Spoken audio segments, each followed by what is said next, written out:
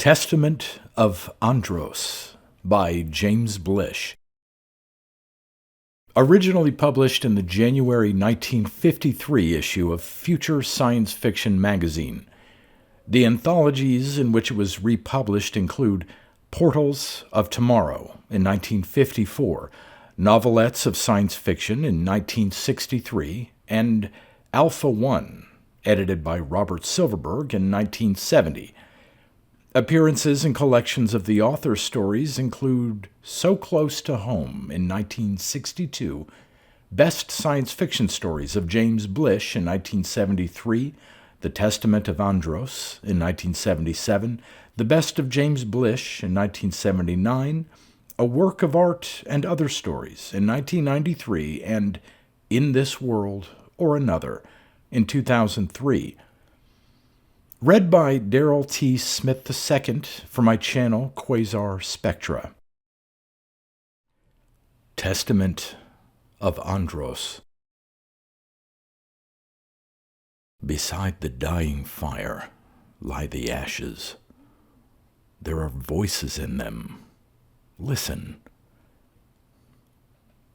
1. My name is Theodore Anderson. I will write my story if you wish. I was at one time resident in astrophysics at Krajtaputnil, which I may safely describe as the greatest center of learning in the Middle East, perhaps in the entire Eastern Hemisphere. Later, until the chain of incidents which brought me to this Zuchthaus, I was Professor Emeritus in Radio Astronomy at Kalamirna University, where I did the work leading to the discovery of the solar pulsation cycle. I'm sure that this work is not credited to me. That is of no importance. I would like it clearly understood that I am not making this record for your benefit, but for mine. Your request means nothing to me, and your pretense of interest in what I may write cannot deceive me. My erstwhile colleagues in the so-called sciences were masters of this kind of pretense, but they too were unable to prevent me from penetrating the masquerade at the end. How, then, does a simple doctor hope to succeed where the finest charlatanry has failed? And what is allocation of credit? Of what importance is priority of discovery before the inexorability of the pulsation cycle? It will work to its new conclusion without regard for your beliefs, my colleagues, or mine. Neither the pretended solicitude nor the real metal bars with which you have surrounded me will matter after that. I proceed, therefore, to the matter at hand. My position at Kalamirna in that remote time before the cycle was discovered befit my age, 84 years, and the reputation I had achieved in my specialty. I was in excellent health, though subject occasionally to depressions of spirit, readily ascribable to my being in a still strange land, and to those scars inflicted upon me in earlier times. Despite these fits of moodiness, I had every reason to be happy. My eminence in the field afforded me the utmost satisfaction. Despite poverty and persecution in youth, I had won to security. I had married Margarita L., in her youth and mine the toast of 12 continents, not only for her beauty, but for her voice. I can still hear now the sound of her singing, as I heard it for the first time. Singing on the stage of La Scala in Moscow, the rapturous quartet from the second act of Wagner's Tristan et Messalina. It is quite true, I admit it immediately and calmly, that there were certain flaws in my world, even at Kalamirna. I do not mean the distractions which in old age replace, in the ordinary man, the furies of youth, but rather certain faults and fissures which I found in the world outside myself. Even a man of my attainments expects at some time to grow old and to find that process changing, the way in which he looks at the world around him. There comes a time, however, when even the most rational of men must notice when these changes exceed the bounds of reason, when they begin to become extraordinary, even sinister. Shall I be specific? Consider, then, quite calmly, the fact that Margarita did not herself grow old. I passed into my 8th decade without taking more than perfunctory notice. I was deeply involved in the solar work we were then carrying on at Calamirna. I had with me a young graduate student, a brilliant fellow of about 30, who assisted me and who made certain original contributions of his own to the study.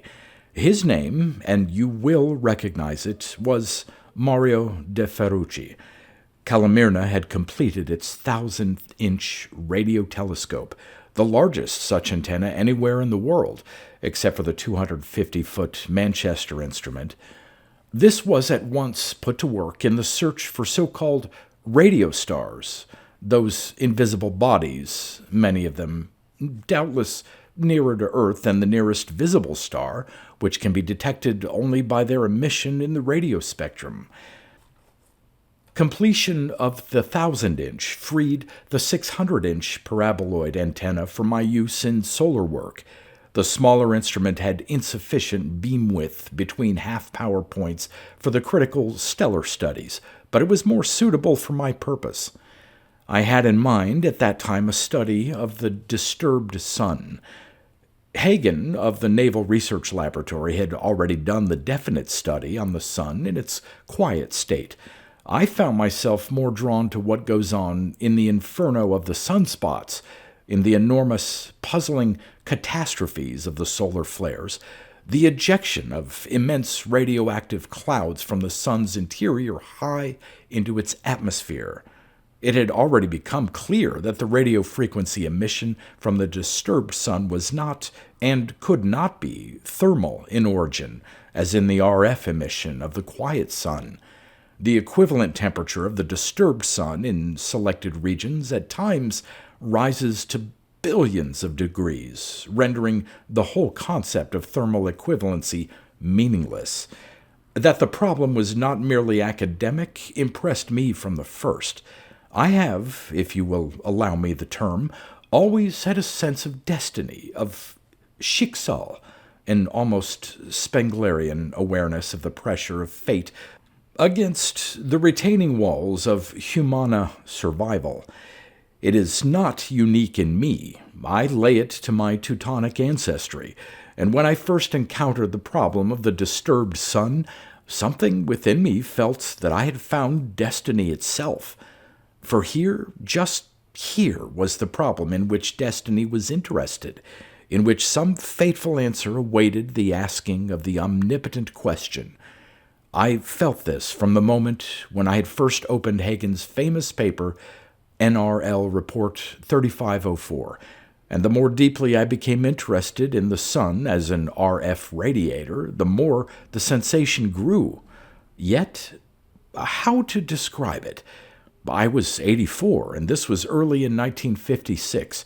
In all those preceding years, I had not known that the mortal frame could sustain such an emotion. Shall I call it a sensation of enormous, unresolvable dread?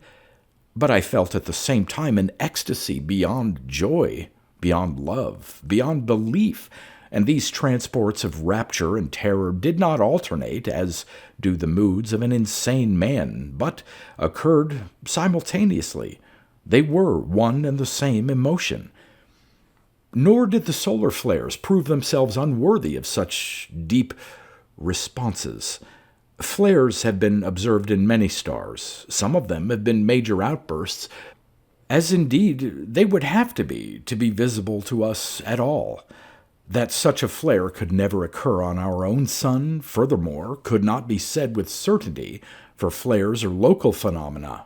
They expend their energy only on one side of a star, not in all directions, like a nova. And we had already seen the great detonation of July 29, 1948, on our own sun, which reached an energy level 100 times the output of the quiet sun, which showed that we did not dare to set limits to what our own son might yet do.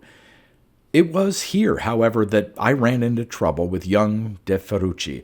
He persistently and stubbornly refused to accept the analogy. "It's penny dreadful," he would say, as he had said dozens of times before. "You remind me of Dr. Richardson's stories. You know, the one he writes for those magazines, about the sun going nova and all that. Whenever it's cloudy at Palomar, he dreams up a new catastrophe." "Richardson is no fool," I would point out. "Other suns have exploded. If he wants to postulate that it could happen to ours, he has every right to do so." "Sure, Dr. Androson, in a story," De Ferrucci would object, "but as a serious proposition, it doesn't hold water. Our sun just isn't the spectral type that goes nova. It hasn't ever even approached the critical instability percentage. It can't even produce a good flare of the Beta Centauri type." "I don't expect it to go nova, but it's quite capable of producing a major flare, in my opinion. I expect to prove it." De Ferrucci would shrug, as he always did. "I wouldn't ride any money on you, Dr. Androson, but I'll be more than interested in what the telescope shows. Let's see what we have here right now. The thermocouple's been calibrated. Shall I cut in the hot load?" At this point, I am now reporting a particular incident, although it too was frequently typical of these conversations. I became aware that Margarita was in the observatory. I swung sharply around, considerably annoyed. My wife is innocent of astronomical knowledge, and her usually ill-timed obtrusions upon our routine, although I suppose they were of the desire to take an interest in her husband's profession, were distracting. Today, however, I was not only annoyed, but stunned. How had I failed to notice this before? I, who pride myself on the acuity of my observation. What stood before me was a young woman. How shall I say how young? These things are relative. We had married when she was 36 and I was 44. A difference of 8 years is virtually no difference during the middle decades, though it is enormous when both parties are young. Margarita had been in no sense a child at the time of our marriage. Yet now, as I was finding, a spread as small as 8 years can again become enormous when the dividing line of old age insensibly approaches. And the difference was even greater than this, for now Margarita, as she stood looking down at our day's three-dimensional graph of solar activity, seemed no older to me than the day on which I had first met her. A woman, tall, graceful, lithe, platinum-haired, and with the somber, smoldering, unreadable face of Eve, and yet, compared to me now, a child, in truth. "Good afternoon, Mrs. Androson," De Ferrucci said, smiling. She looked up and smiled back. "Good afternoon," she said. "I see you're about to take another series of readings. Don't let me interrupt you." "But that's quite all right. Thus far it's routine," De Ferrucci said. I glanced sidewise at him and then back at my wife. "We'd just begun to take readings to break up the monotony of the old argument." "That's true," I said, "but it would be just as well if you didn't drop in on us unexpectedly, Margarita. If this had been a critical stage—" "I'm sorry," she said contritely. "I should have phoned, but I'm always afraid that the telephone will interrupt you too. When I'm here, I can hope to see whether or not you're busy, and you can see who's calling. The telephone has no eyes." She touched the graph, delicately. This graph, I should explain, is made of 14 curves cut out in cardboard and assembled so that one set of 7 curved pieces is at right angles to the other set. It expresses the variation in intensity of RF emanation across the surface of the Sun at the 10-centimeter wavelength, where our readings commonly are taken. We make a new such model each day. It shows at a glance, by valley or peak, any deviation from the Sun's normal output, thus helping us greatly in interpreting our results. "How strange it looks today," she said. "It's always in motion, like a comber racing toward the shore. I keep expecting it to begin to break at the top." De Ferrucci stopped tinkering with the drive clock and sat down before the control desk, his blue-black helmet of hair, only a little peppered by his memories of the Incheon landing, swiveling sharply toward her. I could not see his face. "What an eerie notion," he said. "Mrs. Androsson, you and the doctor will have me sharing your presentiments of doom any minute now." "It isn't a question of presentiments," I said sharply. "You should be aware by now, Mario, that in the RF range the Sun is a variable star. Does that mean nothing to you? Let me ask you another question. How do you explain Eta Carina?" "What's Eta Carina?" Margarita said. I did not know quite how to begin answering her, but De Ferrucci, who lacked my intimate knowledge of her limitations, had no such qualms. "It's a freak, one of the worst freaks of the past 10 years, he said eagerly. "It's a star that's gone nova 3 times. The last time was in 1952, about 100 years before the previous explosion. Before that, it had an outburst in the 1600s, and it may have blown up about 142 AD, too. Each time it gains in brightness nearly 100,000 times, as violent a stellar catastrophe as you can find anywhere in the records." He offered the data to her like a bouquet, and before I could begin to take offense, swung back upon me again. "Surely, Doc, you don't maintain that Eta Carina is a flare star?" "All stars are flare stars," I said, looking steadily at him. His eyes were in shadow. "More than that, all stars are novas in the long run.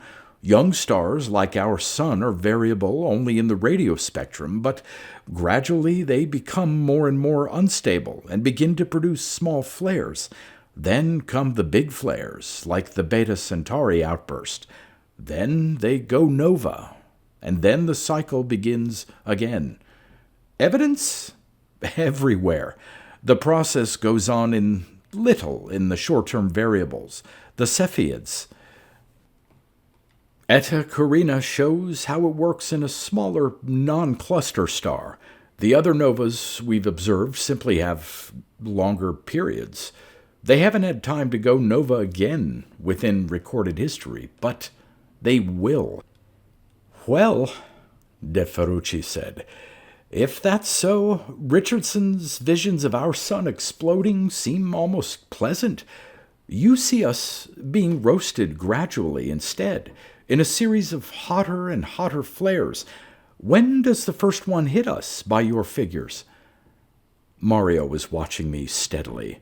Perhaps I looked strange, for I was once again in the grip of that anomalous emotion, so impossible to describe, in which terror and ecstasy blended and fused into some whole beyond any possibility of communication. As I stated for the first time, what I saw, and saw so clearly, was ahead for us all. This deep, radical emotion began to shake me as if I had stepped all unawares from the comfortable island of relative weighable facts into some blastingly cold ocean of absolute truth. "I don't know," I said. "It needs checking, but I give us 6 months."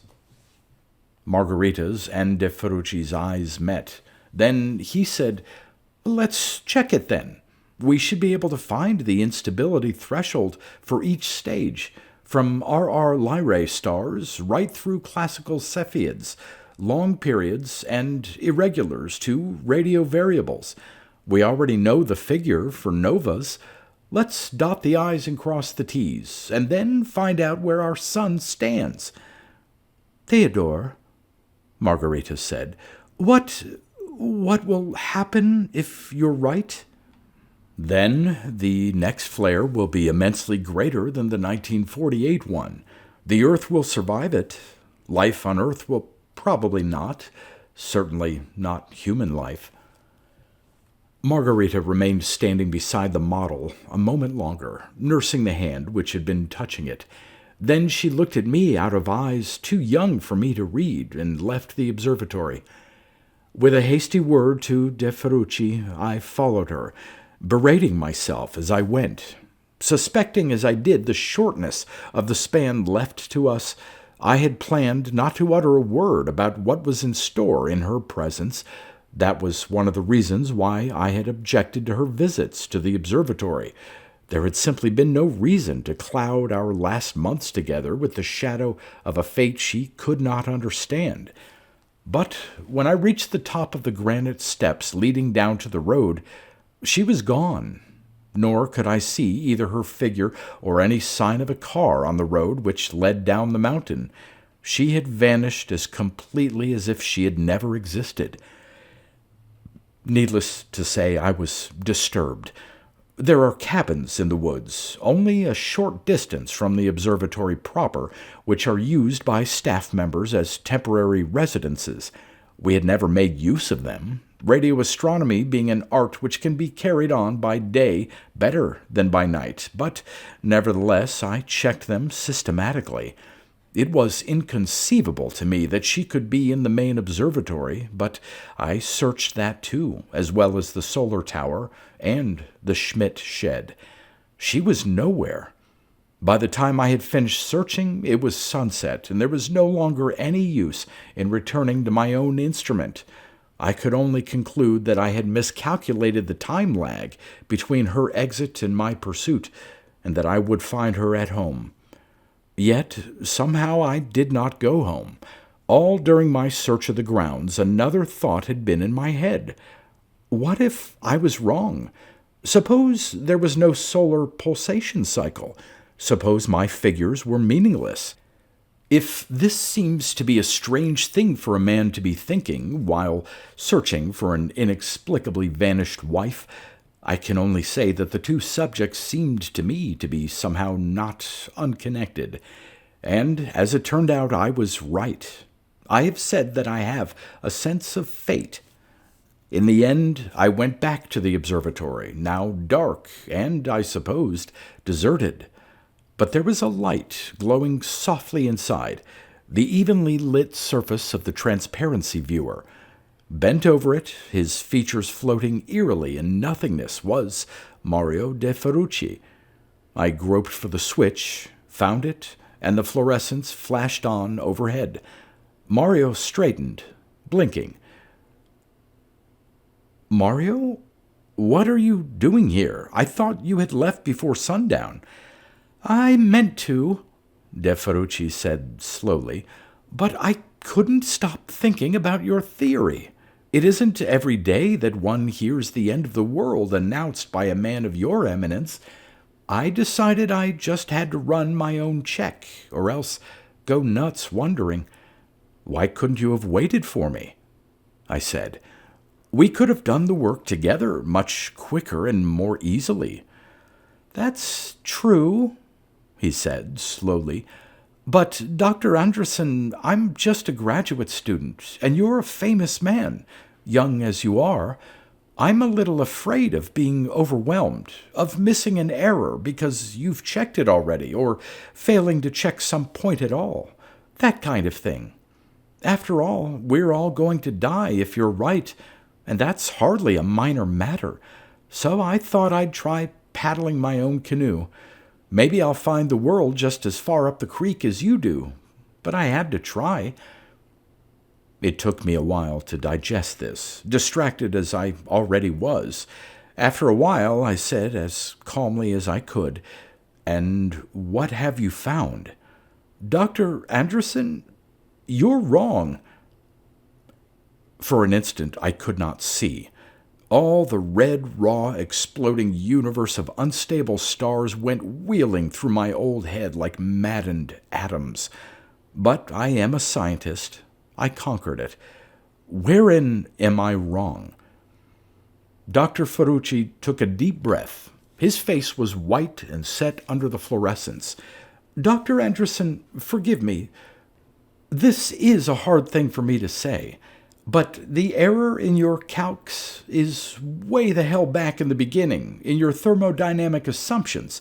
It lies in the step between the Chapman-Cowling expression and your derivation for the coefficient of mutual diffusion. Your derivation is perfectly sound in classical thermodynamics, but that isn't what we have to deal with here. We're dealing instead with a completely ionized binary gas, where your quantity D12 becomes nothing more than a first approximation. I never called it anything else. Maybe not, Dr. Ferrucci said doggedly, but your math handles it as an absolute. By the time your expanded equation 58 is reached, you've lost a complete set of subscripts, and your expressions for the electron of charge wind up all as odd powers. I'm not impugning your logic. It's fantastically brilliant. But insofar as it derives from the bracketed expression D12, it doesn't represent a real situation. He stared at me, half defiantly, half in a kind of anxiety, the source of which I could not fathom. It had been many years since I was young. Now I was gravid with death. His, mine, yours, Margarita's, everyone's. I said only, "Let's check it again." But we never had the chance. At that moment the door opened soundlessly, and Margarita came back. "Theodore, Mario," she said, breathlessly, "are you trying to work yourselves to death? Let's all live to our appointed times whenever they come. Theodore, I was so frightened when you didn't come home. Why didn't you call?" "I'm not sure anyone would have answered," I said grimly. "Or if someone had, I would have suspected her of being an imposter or a teleport." She turned her strange look upon me.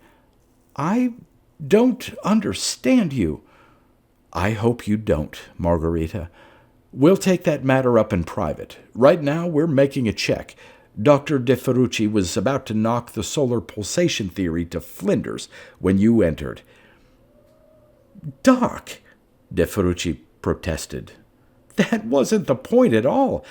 I just wanted to find—" "Don't call me Doc." "Very well," Dr. Ferrucci said.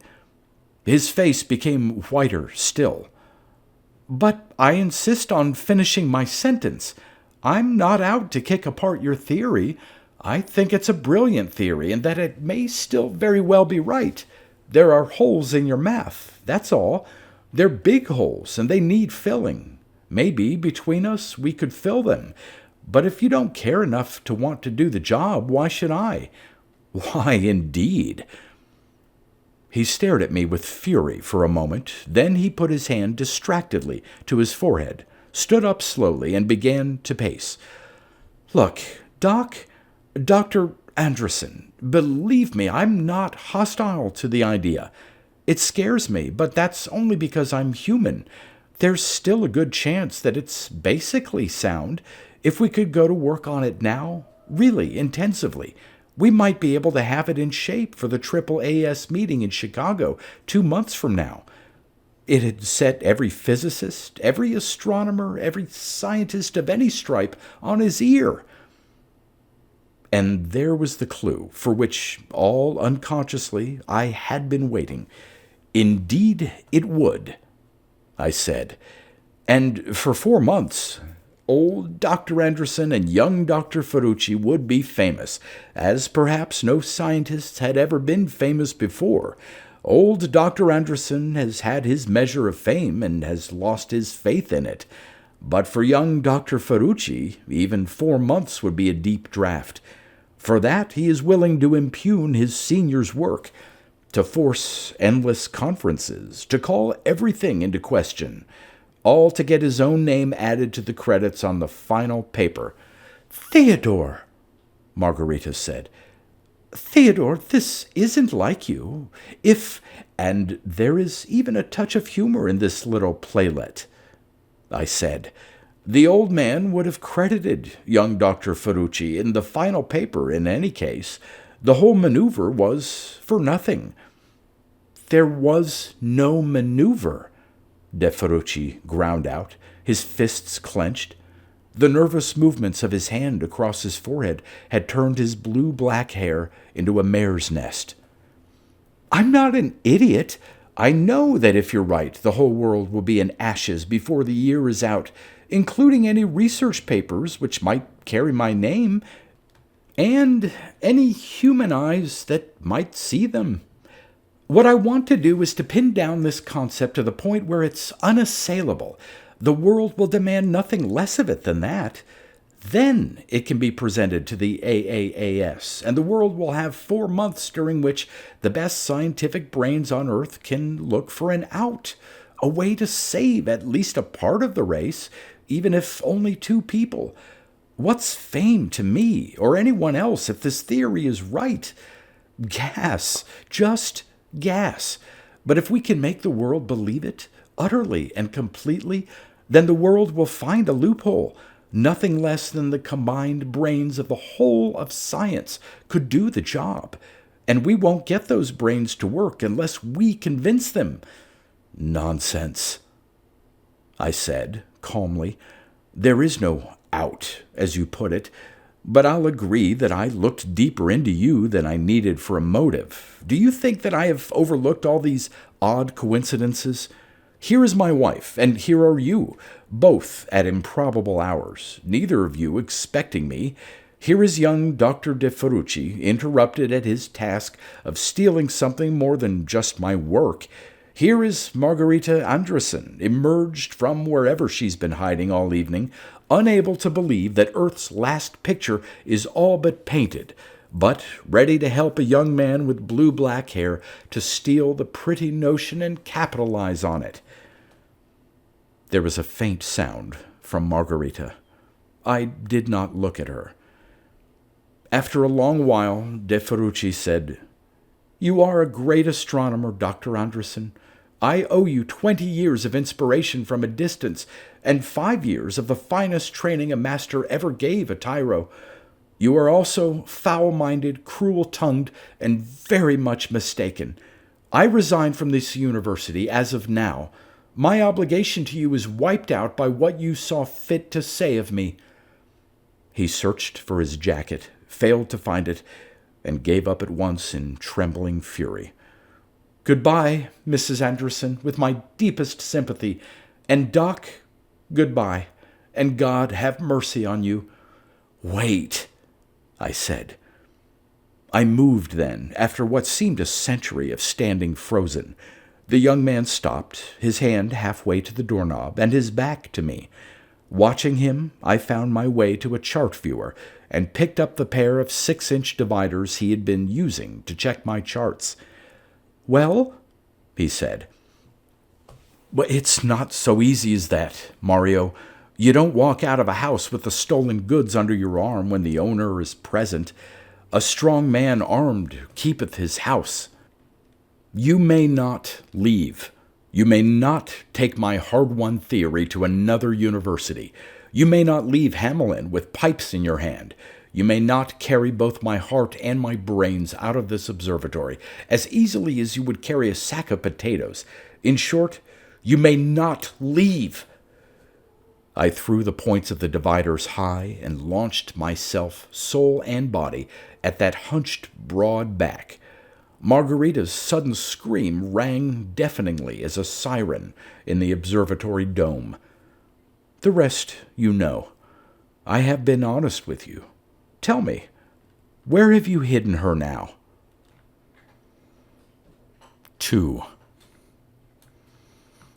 I, Andrew, a servant of the sun, who also am your brother, he who was called and was sanctified, say unto you, Blessed be he that readeth and keepeth the word. For behold, the time is at hand. Be thou content. For behold, it was given to me in the city of angels, upon a high hill, to look upon his face, whereupon I fell down and wept. And he said, I am the be-all and end-all. I am the being and the becoming. Except that they be pure, none shall look me, else they die. For the time is at hand. And when he had spoken thus, I was sore afraid. And he said, Rise up, and go forth unto the peoples, and say thou, Unless thou repent, I will come to thee quickly, and shine my countenance upon thee. I shall loosen the seals, and sound the trumpets, and open the vials, and the deaths which shall come upon thee will be numbered as 7 times 7. The sun shall become black as sackcloth of hair, and the moon become as blood, and the stars of heaven shall fall unto the earth, and the heaven depart as a scroll when it is rolled together, and every mountain and island be moved out of their places, and all men shall hide themselves, and say to the mountains and rocks, Fall on us, and hide us from the face of him that sitteth on the throne. There will be hail and fire mingled with blood, and these cast upon the earth. A great mountain burning with fire shall be cast into the sea, and there will fall a great star from heaven, burning as it were a lamp, upon the fountains of waters. And the 3rd part of the sun shall be smitten, and the 3rd part of the moon, and there shall arise a smoke out of the pit, so that the air and the day be darkened. And if there be any who worship not me, and who heed not, I say unto you all, Woe, woe, for ye shall all die. Ye shall feast without sacraments. Ye shall batten upon each other. Ye shall be clouds without water, driven by dry winds. Ye shall be dry, sterile trees, twice dead and withered, wandering stars, to whom is given the dark of the emptiness of eternity. Verily, I say unto you, ye shall be tormented with fire and brimstone.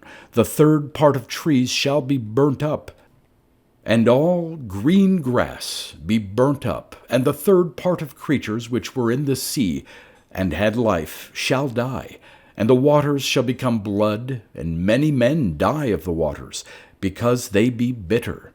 And the smoke of your torment shall ascend up for ever and ever. And thou shalt have no rest, neither day nor night, for the hour of judgment is come.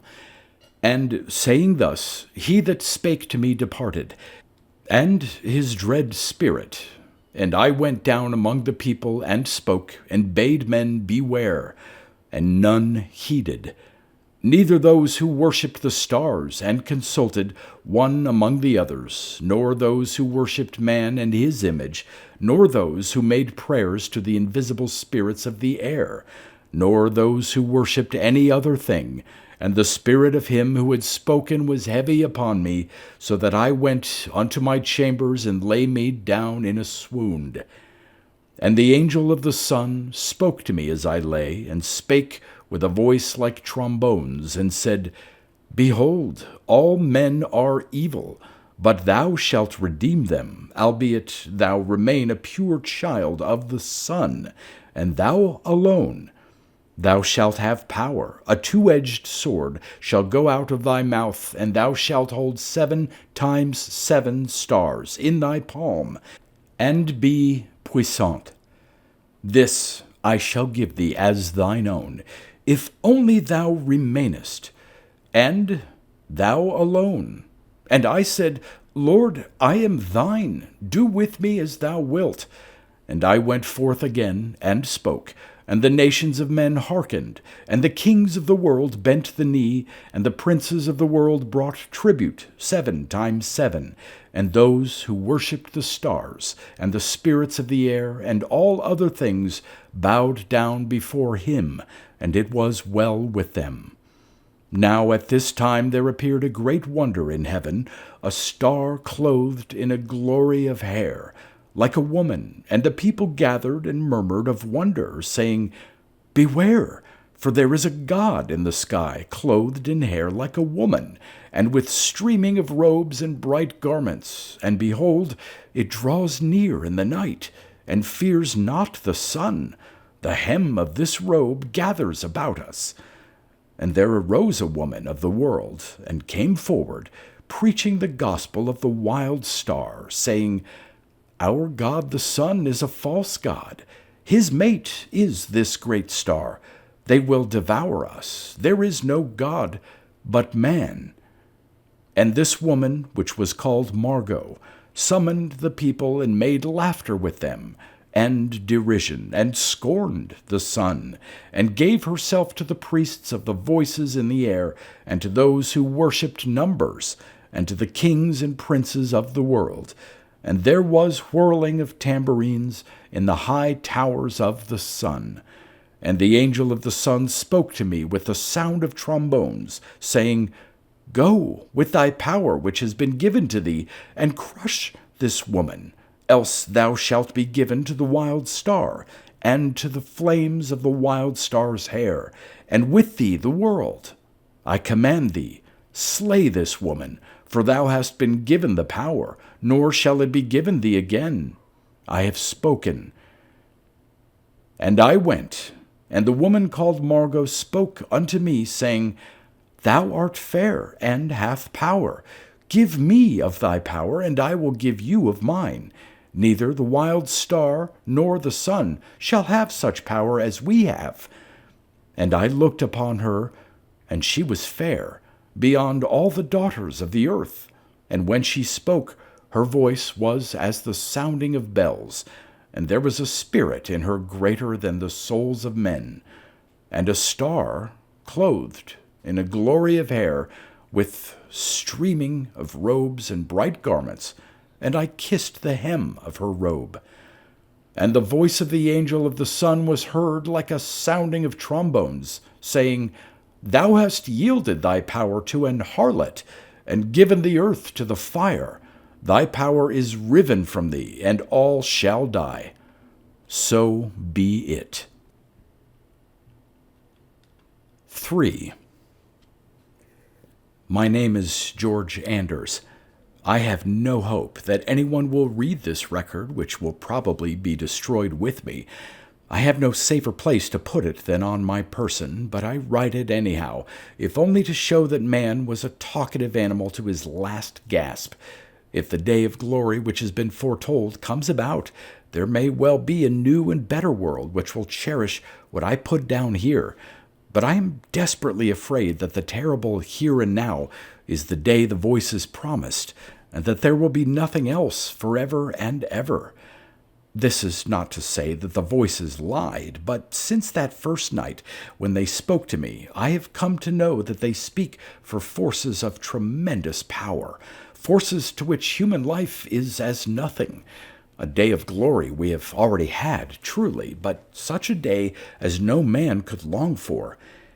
It was on the morning of March 18th, 1956, that the day dawned, with a sun so huge as to dominate the entire eastern sky, a flaring monster which made the memory of our accustomed sun seem like a match flame. All the previous night had been as hot as high summer, although not 4 days before we had a blizzard. Now, with the rising of this colossal globe, we learned the real meaning of heat. A day of glory incredible and deadly. The heat grew and grew. By a little after noon, the temperature in the shade was more than 150 degrees, and in the open, it is impossible to describe what an inferno it was under the direct rays of that sun. A bucket of water thrown into the street from a window boiled in midair before it could strike the pavement. In some parts of the city, where there were wooden buildings and asphalt or tarred black streets, everything was burning. In the country, the radio said, it was worse. Forests were ablaze, grasslands, wheat fields, everything. Curiously, it was this that saved many of us, for before the afternoon could reach its full fury, The sky was gray with smoke, cutting off at least a little of the rays of that solar horror. Flakes of ash fell everywhere. Millions died that day. Only a few in refrigerated rooms, meat coolers, cold storage warehouses, the blast tunnels of frozen food firms, underground fur storage vaults survived, where the refrigeration apparatus itself survived. By a little after midnight, the outside temperature had dropped to only slightly above 100 degrees, and the trembling and half-mad wraiths who still lived emerged to look silently at the ruined world. I was one of these. I had planned that I would be. Months before, I had known that this day of doom was to come upon us, for the voices had said so. I can still remember, for as long as I live I will remember, whether it be a day or 40 years, the onset of that strange feeling, that withdrawal from the world around me, as if everything familiar had suddenly become as unreal as a stage setting. What had seemed commonplace became strange, sinister. What was that man doing with the bottles which contained the white fluid? Why was the uniform he wore also white? Why not blood in the bottles? And the man with the huge assemblage of paper, why was he watching it so intently as he sat in the subway? Did he expect it to make some sudden move if he looked away? Were the black marks with which the paper was covered the footprints of some minuscule horde? And as the world underwent its slow transformation, the voices came. I cannot write here what they said, because paper would not bear such words, but the meaning was clear. The destruction of the world was at hand, and beyond it, the day of glory. A turn toward something new, something before which all men's previous knowledge of grandeur would pale. A new apocalypse and resurrection? So it seemed, then. But the voices spoke in symbol and parable, and perhaps the rising of the hellish sun was the only day of glory we would ever see. And so I hid in my shelter and survived that first day. When I first emerged into the boiling, choking midnight smoke, I could see no one else, but after a while something white came out of the darkness toward me. It was a young girl in what I took to be a nightgown. The lightest garment, at any event, which she could have worn in this intolerable heat. "What will happen to us?" she said, as soon as she saw me. "What will happen to us? Will it be the same tomorrow?" "I don't know," I said. "What's your name?" "Margaret." She coughed. "This must be the end of the world. If the sun is like this tomorrow—" "It is the end of the world," I said. "But maybe it's the beginning of another. You and I will live to see it." "How do you know?" "By your name. The voices call you the mother of the new gods. Have you heard the voices?" She moved away from me a little bit. There was a sudden, furious gust of wind, and a long line of sparks flew through the lurid sky overhead. "The voices?" she said. "Yes, the voices of the powers which have done all this. They have promised to save us, you and I. Together we can recreate—" Suddenly she was running.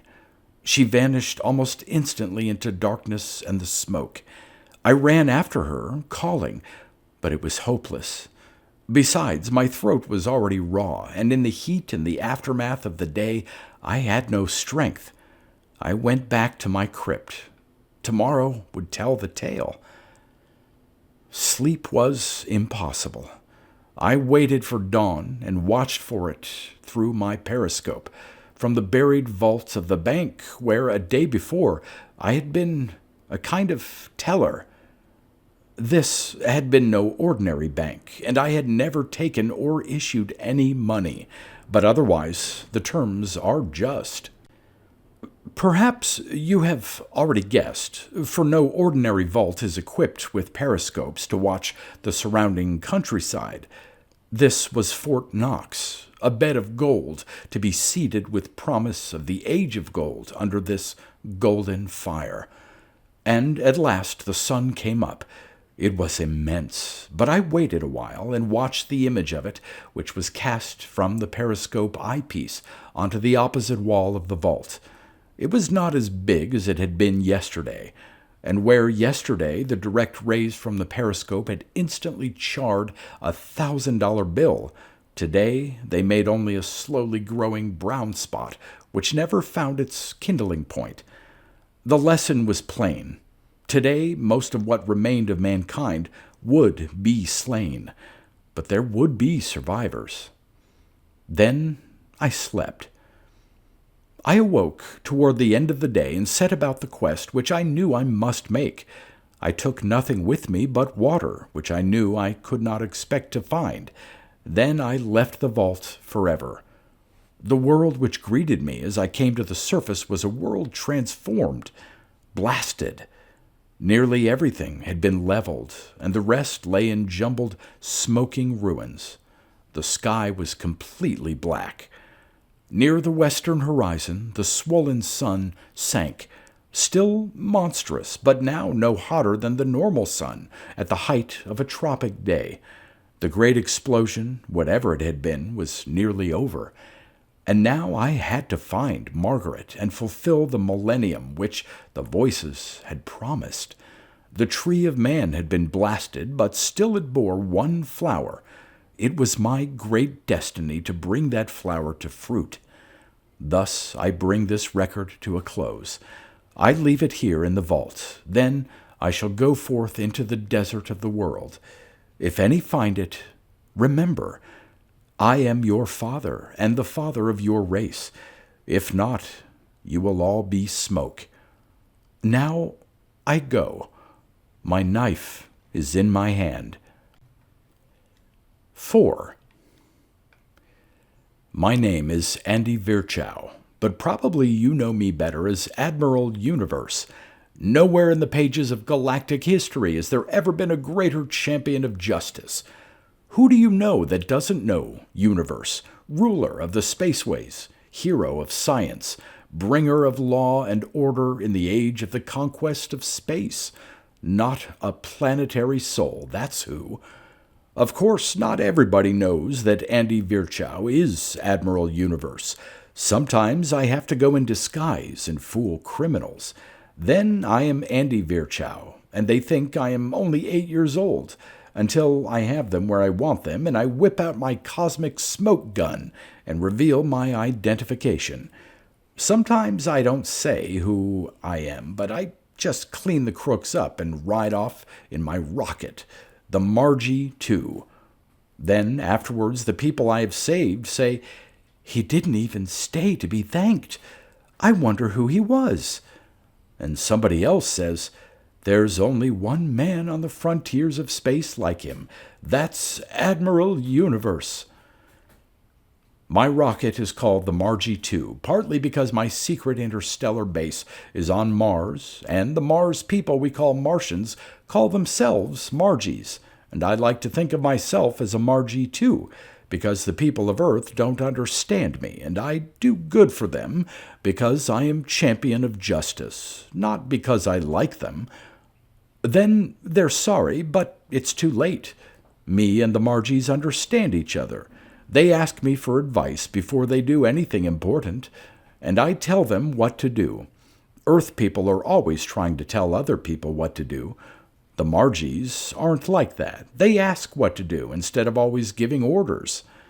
Also, Admiral Universe calls his rocket Margie 2 because my patron saint is Saint Margaret, who gets me out of trouble if I do anything wrong. Admiral Universe never does anything wrong because Saint Margaret is on his side all the time. Saint Margaret is the patron saint of clocks and is called the Mother of Galaxies because she was a mother, not like my mother, who was always shouting and sending me to bed too early. And mothers have milk, and galaxy is Greek for milk. If you didn't know I was Admiral Universe, you'd ask how I know what's Greek for anything. But Admiral Universe is a great scientist and knows everything. Besides, my father was a teacher of Greek before he died, and he was Admiral Universe's first teacher. In all the other worlds in the universe, everything is pretty perfect except for a few crooks that have to be shot. It's not like Earth at all. The planets are different from each other, but they are all happy and have lots of science, and the people are kind and never raise their hands to each other to send each other to bed without their supper. Sometimes there are terrible accidents in the space lanes, and Admiral Universe arrives on the scene in the nick of time and saves everybody, and all the men shake his hand, and all the girls kiss him and say mushy things to him, but he refuses their thanks in a polite way and disappears into the trackless wastes of outer space because he carries a medal of St. Margaret's in his pocket over his heart. She is his only girl. But she can't ever be anybody's girl because she is a saint. And this is Admiral Universe's great tragedy, which he never tells anybody because it's his private business that he has to suffer all by himself. And besides, if anybody else knew it, they would think he was mushy too, and wouldn't be so afraid of him, like crooks, I mean. Admiral Universe is always being called from all over outer space to help people, and sometimes he can't be one place because he has to be in some other place. Then he has to set his jaw and do the best he can, and be tough about the people he can't help because he is helping somebody else. First he asks St. Margaret what he should do, and she tells him. Then he goes and does it, and he is very sorry for the people who get left out, but he knows that he did what was right. This is why I wasn't there when the sun blew up, because I was helping people somewhere else at the time. I didn't even know it was the sun, because I was so far away that it was just another star, and I didn't see it blow up, because stars blow up all the time. And if you're Admiral Universe, you get used to it and hardly notice. Margaret might have told me, but she's a saint and doesn't care. If I'd have been there, I would have helped. I would have saved my friends and all the great scientists and the girls who might be somebody's mothers someday, and everybody that was anybody except Dr. Ferguson. I would have left him behind to show him how wrong he was about me. But I wasn't there at the time, and besides, Admiral Universe never did like the Earth much. Nobody will really miss it. 5. My name is T.V. Andros. My father was an Athenian immigrant and a drunkard. After he came here, he worked in the mines, but not very often, because he was mostly soused. Sometimes he beat my mother. She had TB, but she took good care of us until I was 8. Early that year, my father got killed in a brawl in a bar, and the doctor, his name I forget, sent her back to the little town in Pennsylvania where she was born. She died that March. After that, I worked in the mines. The law says a kid can't work in the mines, but in company towns, the law don't mean much. I got the cough, too, but the other miners took care of me, and I grew up tough and could handle myself all right. When I was 14, I killed a man with a pick handle. One blow. I don't remember what we was fighting about. Mostly I kept out of fights, though. I had a crazy idea. I wanted to educate myself and read a lot, all kinds of things. For a while, I read those magazines that tell about going to other planets and stuff like that. I didn't learn anything, except that to learn good you need a teacher, and the last one of those had been run out by the company cops. They said he was a Red. It was tough in the mines. It's dark down there and hot, and you can't breathe sometimes for the dust, and you can't never wash the dirt off. It gets right down into your skin. It makes you feel black even at noon on Sundays when you're scrubbed till your skin's raw. I had a 16-year-old girl, but I was too dirty for her. I tried to go to the priest about it, but he wasn't looking for nothing but sin, and kept asking me had I done anything wrong with the girl. When I said I hadn't, he wasn't interested no more. I hadn't either, but he made me so mad he made me wish I had. After that, I sort of drifted away from going to church because I couldn't stand his face. Maybe that was bad, but it had its good side, too. I missed it, and I took to cracking the Bible now and then. I never got much of the Bible when I was going to church. After a while, I took to drinking something now and then. It wasn't right for a kid, but I wasn't a kid no more. I was 18, and besides, in the company towns, there ain't nothing else to do. It helped some, but not enough. All the guys in the bar ever talk about are wages and women. You gotta drink yourself blind and stupid to keep from hearing them. Otherwise, you go nuts. After a while, I was blind and stupid a lot of the time and didn't no longer know what I did or didn't. Once, when I was drunk, I mauled a girl younger than I was.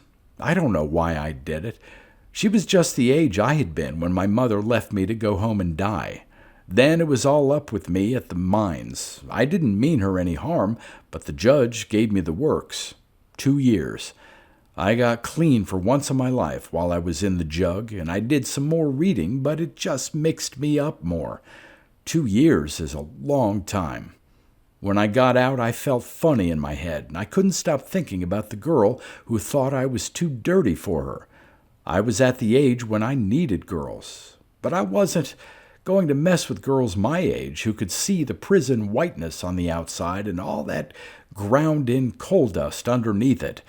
I couldn't forget Maggie, the girl that got me into the jam. That had been a hot night in summer, with a moon as big as the sun, as red as blood. I hadn't meant her any harm. She reminded me of myself when my mother had gone away. I found another Maggie, and when the cops caught me, they worked me over. I can't hear in one ear now, and my nose is skewed funny on my face. I had it coming because I hurt the girl. When they let me out again, I got a job as a super, but there was another girl in the apartment above, and I went to fix a pipe there while her mother was away. It was a hot day with a big sun and no air moving, just like the day my mother left. I didn't really know nothing had happened until I saw that one of my hands was dark red. Then I tried to get her to talk to me, but she wouldn't move. After a while, I felt some woman's hands beating at my neck. She said, "Stop, you!"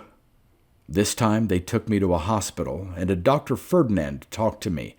"Write it all down," he said. "It may help you." So I wrote it all down, like you see it here. Then they put me in a cell and said I would have to stay for a while. I don't talk to them much anymore. It is a real hot day. Outside the cell, the sun is bigger. I don't breathe good anymore, but there's something wrong with the air. I pulled my mattress to pieces, but I didn't find nothing. Maybe something is going to happen. Something is going to happen. 6. My name is Man. I will write my story if you wish. I was... Here the ashes blow away. The voices die.